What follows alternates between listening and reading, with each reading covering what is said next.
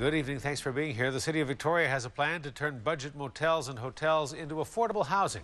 The city is going to put in a bid on 3 of the Travelers Inn properties, which are now in receivership, to create low-income housing units. Mayor Dean Fortin confirms that he's making a bid, but he isn't saying how much the city is going to spend. Some say whatever the price, it is more than Victoria's already stretched taxpayers can afford. Okay. Store food up all in here. Though her room at the Travelers Inn is comfy and clean, a permanent space of her own is what Brandy Knight needs. That would make me feel 100% better. I wouldn't have worries or anxiety or panic attacks. The City of Victoria says it's trying to do that for her and the rest of the region's harder to house by bidding large on 3 hotels, Travelers Inns operating under bankruptcy protection and turning them into 133 affordable housing units. We spent the last 6 months analyzing all of the Travelers Inns, seeing which ones would be best for use for long-term housing. The city won't say how much it's offering for the 3 properties, but the inn on Gorge Road is assessed at $3.4 million. The Queens Avenue site, $2.2 million, and the Field Street Hotel, $2.1 million.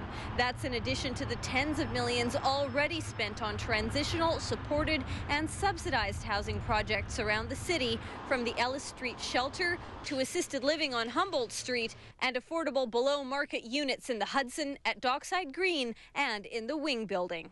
With so many affordable housing units already being planned or built in Victoria, some people might ask, is there already too much room at the inn? But Victoria Mayor Dean Fortin says this is about targeting help at those who need it the most. Specifically for 120, one of the things we've been identified with the Community Association is for family housing. Not everyone thinks it's a good investment. Victoria Councillor Jeff Young was the only one to vote against the bid. He says Victoria taxpayers do the heaviest financial lifting on homelessness in this region, even though they earn the least. We're stepping up to the plate once again, filling a void that really other levels of government should be filling. He also says fixing up and building rooms where low-income earners are already living doesn't really add units to the mix. Often in the summer months, everybody would be evicted.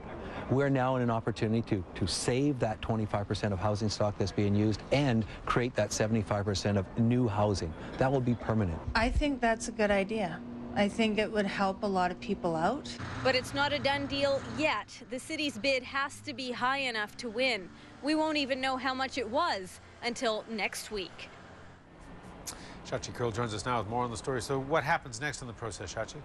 Well, Hudson, right now the court-appointed receivers, basically these are the people whose job it is to decide how to dispose of these properties, will have a week to look at the offer, and then they will either recommend that the judge accept it, they'll ask for changes, or they will reject it. And it's when the judge comes to court and decides what it is that the receivers have told him to do that we will find out how much that bid is worth. It's also at that time that potential rivals on this deal would have a chance to step in and outbid the city if they wanted to. All right, we'll keep an eye on it. Shachi Curl reporting. Shachi, thank you. You're welcome.